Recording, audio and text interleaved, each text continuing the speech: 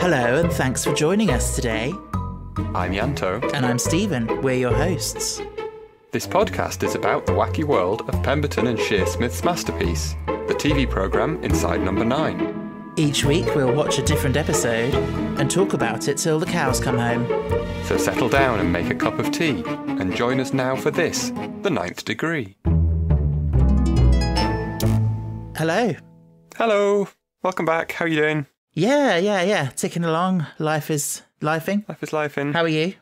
I'm good. Much the same. Still working on my Halloween costume. I was going to ask, yeah. It's nearly done. Good. Well, the stitching's nearly done. I need to tea stain it and age it and hack at it with sandpaper and stuff to make it look old. Okay. But we're getting there. Good. My house looks like a sweatshop. It's just full of bits of fabric everywhere. Yeah. I think when you get a project like that on the go, you're quite, you do tend to go all out. I definitely do, yeah. Yeah, that's what I mean. Like, for any listeners who don't know, which is probably most of you, last Halloween, Yanto made a weeping angel from Doctor Who, life-size, which was very impressive. She'll be making another appearance. Good. She keeps frightening me when I go to put the bins out, and she's just there. And I love it. Yeah, she'll have a week in the sun. Yeah, I feel like I'm coming into quite a busy time now between now and Christmas. Working up towards my play. We've started rehearsals now. I was going to say, how's it going? Yeah, it's going. We had a bit of a drama in that I had an actor drop out an hour before the first rehearsal. Right. Which was really handy. That's what you want, yeah? Keep you on your toes. We've managed to find a replacement, but it just means, we're a bit on the back foot with it. But yeah, I've had worse. I did once have an actor drop out on opening night of a show. Jeez. And that was a real panic. Did you have to go on instead? No, I didn't. Do a Franz Liebkind. It was one of those where we had some actors in the show were playing multiple roles. Right. So the person who dropped out, I shared his roles among two other people. Right. And they took it on at the last minute. Wow, that's a lot to add on opening night as well. Definitely, yeah. It's already nerve-wracking as it is. Yeah. Jeez. Anywho, we're back. We are. For Series 4. Woo! Have you missed us? I hope so. Yeah, after our Halloween special that came out of the blue. It did. Surprised me. Out of the orange. Hope you enjoyed that. Do you remember what our hidden episode title was for that one? It was a sneaky one. It was Stage Fright. Whereas this, if you mess up, you're doing it in front of thousands or millions of people. Yeah. Then forevermore, it's on iPlayer and stuff. Like, I could, like, the Stage Fright to do that is just... It must be nerve-wracking. Yeah. So slightly bending the definition there of an episode title. But yeah, we thought we'd give you the heads up. So we'll be covering it probably after this series, I expect. Yes. Yeah. I was going to explain what it is, but I think anyone listening to the podcast knows that it's the stage tour that they're doing. Yeah. After their West End stint. Probably by the time we finish Series 4, the tour will be over. Yeah. So I feel we can dispense with worries about spoilers and things. Yes, exactly, yes. So hopefully it'll be fun to listen to whether you manage to see it or not. But Yeah, hopefully we'll be able to explain to people what they've missed if they weren't able to get tickets as well. Yeah. And not feel like they've missed out too much. So we will be covering that soon. Watch out for that. In the meantime, listen out for another hidden title this week. Yeah. As we discuss the first episode of Series 4, the wonderful Zanzibar. Yes. So the synopsis for this one is quite a long one, this one. Okay. At the Hotel Zanzibar, bellboy Fred welcomes Prince Rico and his minder, the treacherous Henry. The prince's double, Gus, brings girlfriend Amber to the hotel while suicidal Mr. Green also checks in. Henry aims to dispose of Rico, helped by prostitute Tracy, but Amber falls for another guest, Robert. Much confusion results before order is restored and the twins are reunited. Wow. Yeah, it pretty much gives the whole thing in this one. Yeah. There's no consistency between these. Like, another week it would have been, people go to a hotel. Yeah. Anyway, yes, Zanzibar. I mean, you've said in the past about how a lot of these episodes, there's not much plot and not a lot happens. I don't think you can level that complaint at this one. Oh, no. I love that there is a lot of plot in this one, and it's weaving in and out. It's not that there isn't a twist as such. There are twists, but there isn't the same level of twist in this one. No, it's a very different episode. It's a different style. Yeah. But I absolutely love it for that. Oh, yeah. I know that there's sometimes when they have ones that are a bit different, I'm a bit like, I didn't like it because it's different and blah, blah, blah. But this one I do love for being different. Yeah. And it's just an old school farce. It is, it really is. All the doors opening and closing. Everything just goes wrong. Yeah, I love it. Obviously, we'll talk about the huge influence of Shakespeare's works on this episode. But also, as you say, like that kind of thing that's evolved into, you know, the farces that we have today. Mm-hmm. And yeah, and how they've managed to squeeze that into a 30-minute episode of TV. Yeah, and like you said, 30 minutes, it's a lot happens. A lot happens. And there's a lot of characters. There's 11 characters, all of which have some form of personality, even if briefly. Yeah. That they managed to do so much with so little time is very impressive in this one. Yes. I'm not going to be able to remember everyone's names. So if I don't give the wrong name at least 5 times, I will be very impressed. And I've got them written in front of me. Yeah. So we're set in a hotel, obviously, on floor 9. Yes. One thing I wondered was how they chose the name of the hotel and why. I wondered this. Why Zanzibar? Yeah, I had no idea. I don't know if there is a reason or if it's just because it sounds cool. I wondered if it was purely chose because somewhere it has to fit into a rhyme. And they needed a word that fit into a rhyme at that point. Oh, maybe, yes. Yes, and the rhythm of it, yeah. Yeah. Hotel Zanzibar, it's very, works. It was just a placeholder until it wouldn't have a name until it needed to have one to fit somewhere. Yeah, exactly. So I wanted to ask you, have you watched The Grand Budapest Hotel? Yes. Well, I haven't, but it's obviously such a famous film that I've sort of picked up some of it through osmosis. Yeah. And I did feel like, particularly like the shooting style and the colouring and stuff reminded me of like that Wes Anderson sort of style. Completely, yeah. Yeah. I would go as far as to say it's definitely in my top 5 films of all time. Okay. I absolutely love The Grand Budapest Hotel. I highly recommend watching it.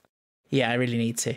It's one of those films that constantly feels like it's about to end and you hope it doesn't and then it keeps going. Oh, okay. And it's such a weird film. You can't really describe it without firstly ruining it and secondly making it sound awful. Yeah. But it is very good. Okay. At least in my mind. No, I've had various people recommend it and it's just one of those things. I feel like I never have time to watch films at the moment, but I must try to add it to my list. Please do. Yeah. Please do and let me know how you find it. I will. So our first character then, we've got Fred, the bellboy. Who's lovely, isn't he? He's really sweet. Very cheeky and likeable. Yeah. And so he takes on, obviously we're going to be alluding to the theatre and Shakespeare throughout this. He takes on the role of this chorus, which you would often find in a Shakespeare play, where you've got, evolved from the Greek chorus of ancient Greek theatre, where it was obviously a group of people. But then by the time you get to Shakespeare, it's often just one person who just addresses the audience and sort of guides you through the story like a narrator. Right, okay. I'm going to learn things today. Okay. And the way, obviously, get to the end and he sort of bookends it as well. Yes. By, it reminds me of, like Midsummer Night's Dream that ends with Puck sort of saying to the audience, like, this has all been a dream and if it offended you, then, sorry, sort of thing. That's a really, bad summary of it. But Shakespeare's spinning in his grave somewhere. Yeah, I know. Totes sorry about that, babes. Yeah. Yeah, but that's what it made me think of. So this is an episode where, a bit like Quiet Night In or certain others, where they've set themselves a challenge, clearly. In the writing of it, yeah. Yes. Which must have been a lot of work. A lot of work. Fun, but a lot of work. Yeah. And it works so beautifully, doesn't it? Well, mate, do you want to explain for the listeners, how, and for me, how iambic pentameter works?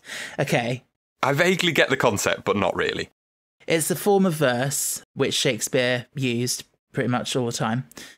Did he invent it, or no? He didn't invent it. No, right, okay. But it was a standard thing I think that he used. Right. And you can basically, in terms of analysing verse of any sort, you can break it into units or chunks, which are called feet. Right. And so different feet are made up of different arrangements of stressed and unstressed syllables. Okay. And so one particular type of foot is called an iamb, which is an unstressed syllable followed by one stressed syllable. So didum. And then the pentameter is because there are 5 of those in one line. Right. Hence the didum, didum, didum, didum, didum.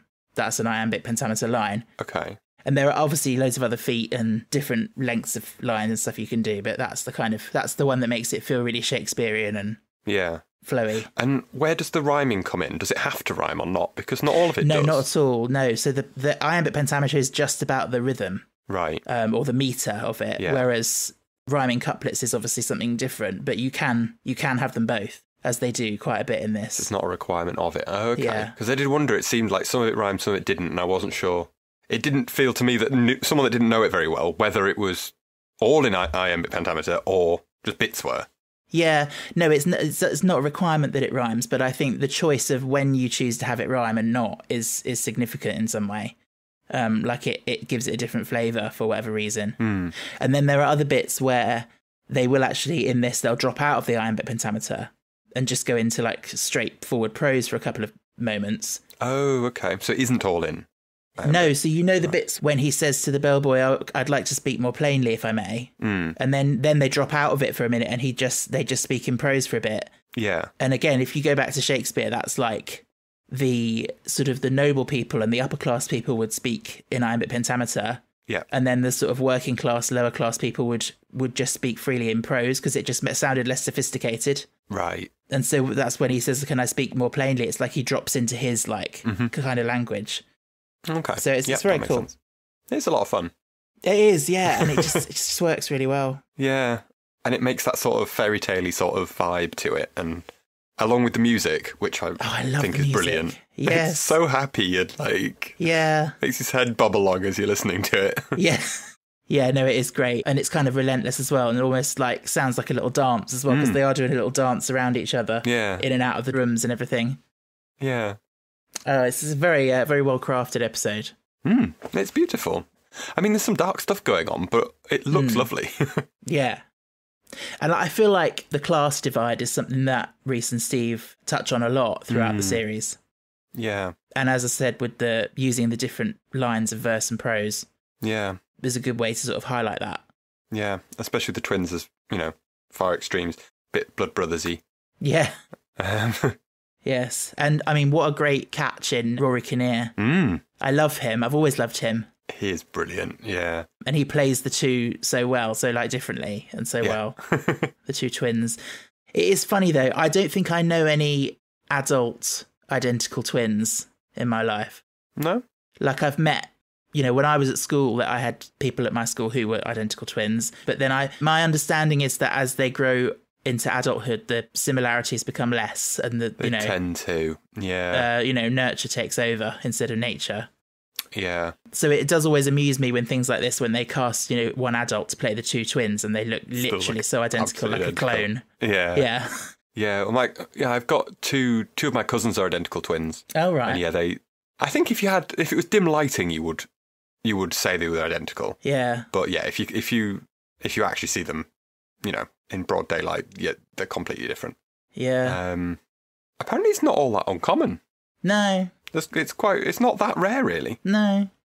Yeah, I do think it's fascinating though, like the idea of, I know there's been so many studies done for genetics and stuff to look at like you've got basically two identical humans who are completely have the same genetics, but then what makes them go in slightly different ways, and if you are one of those people and you look at your other twin and you think, oh, what's made that person look like that when I look like this, and yeah, it's really interesting.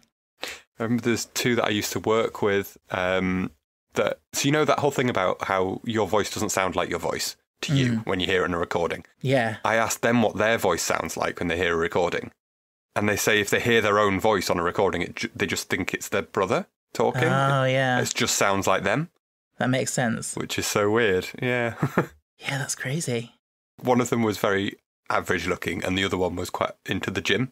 So it was like, well, here's what you could look like. That's exactly what I was thinking. I was like, if I had an identical twin and he looked so much better than me, I'd be like, oh, fuck, It would be tough, wouldn't it? Yeah. I'd be like, damn. Yeah. But then it could be quite inspiring as well. It could be like, I mean, this is possible. Give you something to work for, yeah. Yeah. Anywho. Yeah, so that's Rico and Gus. Yes. I do find it a bit strange. So they've been adopted, and one of them is now a prince. Yeah, I found that weird. One of the most you have to be related jobs. Yes. I know, I felt that as well. Considering they don't say what country it is that he's the prince of. Yeah, exactly. It could have easily been the president's son or something. They could have, yeah. I think they were trying to play into the whole Shakespeare thing, and it being like, there are Shakespeare plays like Comedy of Errors and stuff where twins are sort of separated at birth and then mistaken identity and all that, which this has obviously been influenced by. Twelfth Night as well, isn't that the same? Yeah. Yeah. But you've got like, some king of some far off country that is not really real. So, it doesn't really matter. Yeah. Where he's from, Prince Rico, like... Who cares? Yeah, it's very not weird. relevant to the story. Yeah. It does feel like, watching this, it does feel like watching like a modernised adaptation of a Shakespeare. 100%. You could show it to someone and say, oh, did you know this is, and then name a Shakespeare they'd never seen before. Yeah. It would be and they believable. would buy it. Yeah. Yeah. But yeah, so with Prince Rico is obviously his advisor or bodyguard or something, Henry. Yeah. Played by Reese. Played by Reese. With a kind of irritating, slightly Cockney accent. Yeah, he's trying, isn't he? Yeah. It must be tough making this, that so many, they have to be different every single week, 50-something times. Yes. I'm sure one of them, I was watching something and one of them made a joke about, we've played so many characters and they're all like basically the same 3 characters recycled over and over again. Yeah. Well, we joke, but this week we have Camp Steve back. I was going to say, yeah, the glorious return of Camp Steve. Yay! We love him. But yeah, on Henry, I was just going to say, back to Shakespeare, like, if you know Othello and Iago. Vaguely. I don't know that one that well. Henry gave me very much Iago vibes of like plotting and sort of turning to the audience and being like, oh, this is what I'm going to do. And I'm going to sow these seeds of problems and stuff. It's a fun mix of like, just like in universe and then breaking the fourth wall occasionally, which I really like. And it's not certain characters, it's just every now and then one of them will do it. Yeah, I like it, like little asides. It's very stylistic, this episode, and I love it for that. Yes.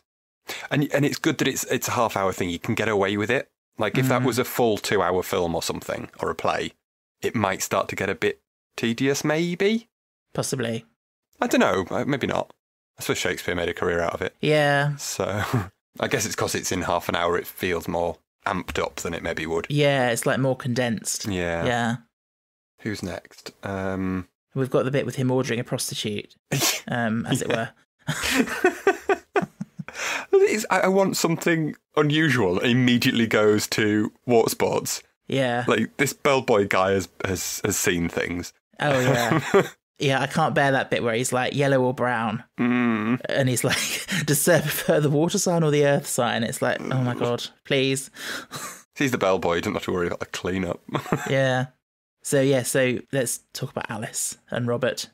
I've literally written in my notes, Return of Camp Steve. Me too. Marcia Warren. She's so adorable. She is. And she's in everything, and she never seems to age. No. She seems like she's always been an old lady, like a batty old lady. She really has. Yeah. I'm trying to think what else I've seen her. Is she the woman in Vicious? She is in Vicious, yeah. I thought she was. She's the one who seems to not know that they're a couple. She never knows what's going on. Yeah. Yeah. And she wears a cake about 8 times in one episode. Yeah. Yeah. She was also in an episode of Keeping Up Appearances. Oh, was she? Where she was this country... I was going differently. Direction. Yeah, she was an absolute country lady. Yeah, called Bunty. Right. She was like, oh, yes, that's my Dorian. And was she around 80 then? Back in the 80s? No, she does. I would say maybe she looks about 60 or something there. So. Okay. So she did age. Did she age up to about 40 when she was 12? And then she must have done, yeah. But yeah, she's great. She's just so lovely. You just want to give her a hug, just pottering around to this funny music. In and out of rooms. Hadn't a clue what the hell's going on. I can relate. Well, yeah, same. So who's next? So next it'll be the couple who are, let me get this right, Amber and Gus. I mean, yeah. Miserable couple. More fantastic casting, though, with Hattie Morahan. Love her. She seems, in this role of Amber, she seems so Shakespearean. Like, yeah. I looked up her credits to see what she'd done, and she has done some Shakespeare. Not as much as I would have thought. But like, putting all the exaggerated faces and stuff. Yeah, no, totally. She made me think of Helena in Midsummer Night's Dream. Right. The way she plays this sort of woman unhappy in love, like, you know, the woman scorned almost, like when later on when there's that mistaken identity, she gets really annoyed. Yeah. Yeah, she's so good. I always loved her character in Outnumbered. Was she in Outnumbered? I've not watched it in a while. Do you remember that? So she was the daughter's friend's mum. Right. Who would always come round and just make a nuisance of herself. And just like offload all her problems onto them. And they'd be constantly trying to get her to leave. And she'd just be like, oh gosh, look at me. Oh, I'm just making it all about me, aren't I? I'm such a terrible person. And then she'd like just go on and on again. Such a great character. She is great. I've just got to pop it in and out, just like our sex life. That's a great quote. Yes. So she gives up, moves to a different room while he goes to get another key card. But, I mean, poor Gus, like, I know she's obviously dissatisfied in some way, but he seems like he loves her and, like, he's trying his best. So I don't know what her problem is. She's just expecting too much, I think. Maybe, yeah. But yeah, he seems really sweet and, like... Yeah. He's, it's not just that he's sweet, he's planning to propose right now. Yeah. Like, I guess he's nervous and it's probably translating as he's miserable and irritable. Maybe. She's not having a great day and it's just compounding. But... yeah. But it's great, isn't it? The way, you know, like you said, so many characters and they've all got to be balanced and they've all got to be introduced within a certain length of time and then, you know, pop in and out. Yeah. It's really well balanced. So you feel like you care about them. Yes. And remember who they are so that, because you've got to remember who they are because things have to work around later. Yeah. There's a lot of balls in the air. Yeah. Sounds like a good time. Who else have we got? Mr. Green. Bill Patterson from the repair shop. Oh, yes, of course. This week in the repair shop. Great. Yeah, another great catch. Oh, I know it's stupid, like how it resolves with his story. Oh, so so this is my own. I know it's a farce and it doesn't need to be real, but he works out that they're his twins. That he's seen for about 3 seconds 40 years ago, having looked at one of them. Like, he doesn't even make his realisation having seen the second one. No. He looks at one of them and goes, can it be? Or whatever he says. Yeah. And I know that makes sense in the whole Shakespearean type thing, that's the kind of stuff that happens. Yeah. But, yeah, I find that so strange. It is a bit. But yeah, I could just listen to his voice all day. It's so soothing. Yes. And who'd have thought you could make trying to commit suicide quite funny? But they manage it. Yeah. We've also got Colette, the maid, Helen Monks. She's sweet. She is, yeah. Did you ever watch Upstart Crow? That's the Shakespeare David Mitchell one, right? That's the one, yeah. I know of it. I think I've seen clips. Yeah. So she plays his daughter in that, Susanna. She's very sweet in this. She is really sweet. I don't know what her and Fred, like, their relationship's like. They're just floating in the clouds the whole time. I know, yeah. Two people just happy to be there, yeah. Yeah. Just happy to be included. Yeah. You can see as well with the plot, like if when, I'm not happy with this room, I need to switch and this and that. You can just see all the traps being set, all the stuff being set up. It's like, oh, here we go. Yeah. It's a good one for a rewatch as well, to see those things, like when he puts the wine down and the tart and all these sorts of things. Yes. And you just see where, it's just going, and you know it's going to be chaos in about 10 minutes' time. Yes. I mean, it must be so hard to write, but it's so delicious to watch as well when, like, you get the mistaken identity and someone thinks that the twin is the other one. Yep. And they're having a conversation, but they're talking at cross purposes. And it sort of makes sense from both sides. That's the tricky bit to write, isn't it? Exactly, yeah. So that no one points out why this story should fall to bits earlier than it does. Yeah. It's a lot of fun. One of my favourite ones is the, have you ordered a tart? And he's like, yes, has it arrived? Because that's how Rico would respond as well, like calling her it and stuff, probably. True. Like, you know, very disrespectful.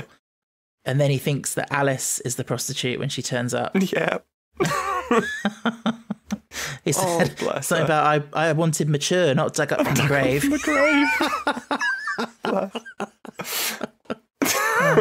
And she's so oblivious. She just doesn't know what's going on. Just potters into the room after him. It's just really grim imagining what's going on with this poor little old lady. I try not to be honest, but just know what's going on at any moment in this. Yeah. So here's where the bit that I was saying about, which was really a very Midsummer Night's Dream, where she's like, she comes out and she says, you know, I'm sleeping here tonight. And Rico's like, he doesn't have a clue who this woman is. Okay. He's just like, okay. It's like, I care not what you do. And she's like, you pig. Like, because that's exactly the worst thing that Gus could be saying to her. Yeah. It's just, it's so well done. And we also meet Tracy, the actual prostitute. The actual prostitute. Known as Red. Yeah. So I can't believe that we've got a red, amber and green. Well, and a blue and a brown. Who's the blue? So blue is Reese, Mr. Blue. Oh, I see. I forgot that. And I know the Rico prince was is Mr. Brown. Yeah. It's almost like they've intended to call them all colours and then got halfway through and got bored. Which I find it a bit odd. Yeah, isn't that Reservoir Dogs or something? They're all called that as well. Yeah. Yeah, they're all colours. So yeah, I did wonder why they didn't carry on with everyone else being colours as well, even if, you know, maybe more obscure or whatever. Yes. But yeah, Tracy. and how he's clearly had a lot of dealings with her before when she wouldn't leave. Must have her on speed dial because she turned up in about 3 minutes' time. Yeah, she's probably hanging about in the lobby. Yeah, for the water sports that they don't have a pool for. I also love how Reese's character Henry is trying to, you know, convince her to put the sedative in his wine. And it's so Shakespeare when he goes like, he calls it a tincture. Yeah. Into this cup, this tincture pour. There's always a vial of poison. Yes. Yeah, it's like Shakespeare greatest hits, all like thrown together. Yeah, they've clearly just put all of the things that they can think of. Yeah. And been like, how many of these can we work into the story? Yeah. And she's just like, yeah, I'll poison him. Yeah. That's fine. I want an early night. So yes, then we get Robert in his lovely silky boxers. Looking for his mother. Has he no shame? Yes, he's going down to the lobby now in his boxers. I mean, yeah, I get it. It's an emergency. It's like he's looking for his mother, but like, take 2 seconds to put some trousers on. And there's bathrobes everywhere, apparently. Yeah. So. Yeah, exactly. Yeah, a bit weird. And then his mother's ruined the sheets by fulfilling Prince Rico's requirements. Oh dear God. In 914. So. Yeah. Oh, I'd rather not think about that. Bless her. To be honest. What she thinks is going on. But somehow she's made £1,000. Well, yeah, she's happy about that, isn't she? Have you ever done girl on girl? I want to share a bunk bed with my sister. It's so stupid. Yeah. But I think she's the perfect person to cast in that role because she plays that sort of, I haven't got a clue what's going on, but I'm happy to be here. Yeah. So well. Just glad someone invited me. Yeah. I think we also meet Vince, the hypnotist, at this point. Kevin Eldon. The actor Kevin Eldon. I don't know why he's always referred to as the actor Kevin Eldon. No, I don't get that. But apparently he is. Yeah.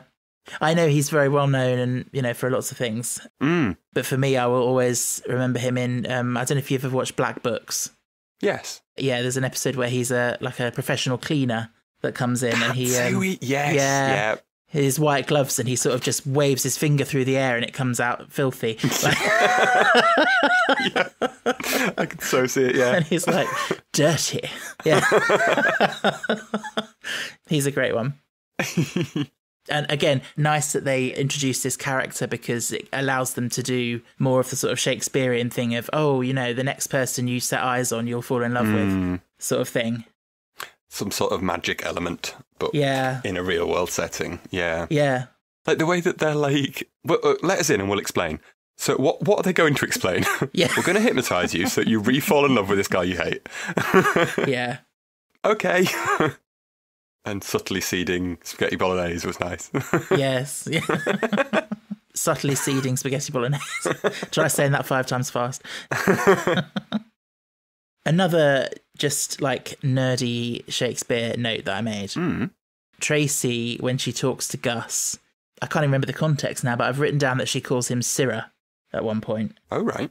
Which struck me as odd because I think traditionally you would say sir to someone of a higher social status than you, and you say Sirrah when you're talking down to someone of a lower status than you. Oh dear, I'd not heard that one before. So it was just interesting that she, the prostitute, called the client that, if you know what I mean. Right. Whether that was deliberate or not, I don't know. Interesting. I didn't know that. I have learnt another thing. I think that's right. Yeah. Well, it won't make it to the edit if it isn't. No.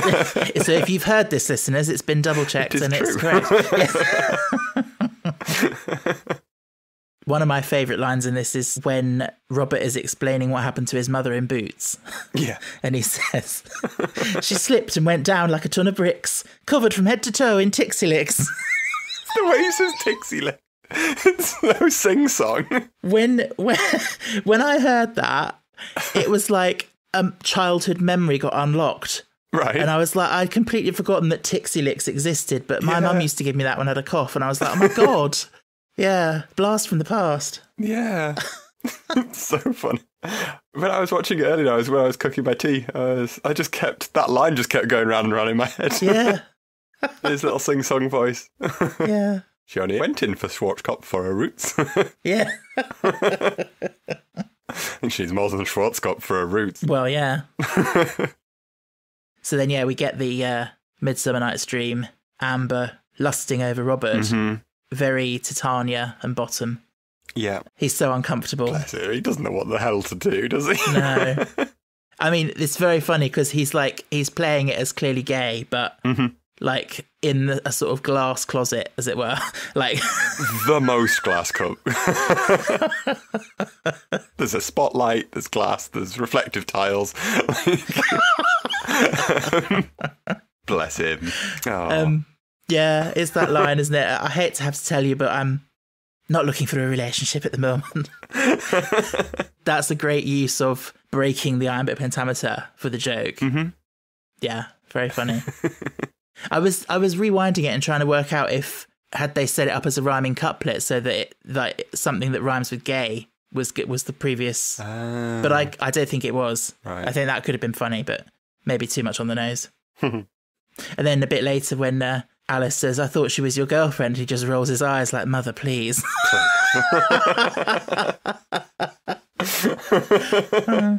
And the way his accent changes at one point, he's all like sing-songy. I did ballet when I was a boy. And then she grabs him and is like, "What are you doing?" Yeah. I mean, gosh, she wants to be ravished. Yeah, she's not taking no for an answer. No. It gets very rapey. Yes. Which, yes, isn't good, but in this setting it's quite funny for some reason. Exactly, yeah. I mean, it's a farce. It's ludicrous. And then we sort of come towards the denouement. The twins come face to face. Which, I know it's a joke and I know it's a farce and all this sort of stuff, but that must be terrifying. If that were to really happen. Can you imagine? To see your identical copy, as it were. And it's not just someone that looks a bit like you. Like a complete doppelganger. Yeah. Which, as we said, like is never going to happen, even if you did meet your long-lost twin. But unlikely. I mean, I'm assuming it happens in some cases. Yeah, but that's what I mean. Even if you did, they wouldn't be 100% spitting image, like, because they would have diverged a bit, wouldn't they? But I'm saying that some will stay looking very similar. Oh, I suppose. But just the majority don't. Yeah. Because I know there's a thing of... So obviously you know that how when you have child actors, they often use twins because then they can get double the amount of time. So therefore a lot of actors, like disproportionate number of actors have twins. That you wouldn't necessarily think about. I remember that there's quite a few scenes that they've used it for, like in the second Terminator film, for example. It's a scene where you can see Linda Hamilton's character in a mirror. Right. And they didn't know how the hell they were going to film this because the camera was always in the mirror. And they eventually worked out that she had a twin sister, identical twin sister, and got her behind the mirror and just filmed it as if there was a mirror there when there wasn't. Yeah. Which was a lovely, happy coincidence. Yeah. I'm rewatching Buffy the Vampire Slayer at the moment, one of my favourite shows. And one of the leads in that, Xander, the actor Nicholas Brendan, he has an identical twin. And then there's an episode where his character gets split into two versions of himself, and they used his twin for a lot of the scenes where they're both on screen together. Nice. Yeah, very handy. Yeah, free bit of work that you don't need to audition for. Yeah. One of my favourites is, I know we're going way off topic now, but you ever watched Orange is the New Black? I watched the first season, I think, yeah. Oh, okay. So you know how you've got Laverne, the trans character. Oh, yes. Is it Laverne Cox? Yes. I want to say the actor. Yeah, that is. I can't remember her character's name now. But she has a flashback to when she was Oh, yes. pre-trans. I think I've heard this. And that's played by her identical twin brother. Yeah, very nicely done. Yeah. Anyway. So apparently they both have a birthmark that's shaped like the Mastermind chair. Which, again, I have a question about, because isn't the point of birthmarks that twins wouldn't have the same? They wouldn't, no. No. So, yeah, that confused me a bit. Yeah. And the Mastermind chair, yes, it's iconic, but it is just a chair. So yeah, I suppose what makes it specifically the Mastermind chair, yeah. It's just a swivel chair. Yeah. And the fact that this birthmark hasn't changed since they were minutes old to in their, 30s, 40s? I don't know how old they're meant to be. Yeah. Again, Yeah. I know you're not meant to question it. I was going to say, yeah, we'll just accept it, yeah. It's probably no less ludicrous than Shakespeare, so. Mm-hmm. Yeah, and he wouldn't have known that birthmarks aren't inherited by both pairs of a twin set. Oh, we skipped over one of them. Great line from Vince when he talks about the ring baked in the tart, and he's like, "How very tacky." Yes, I love that.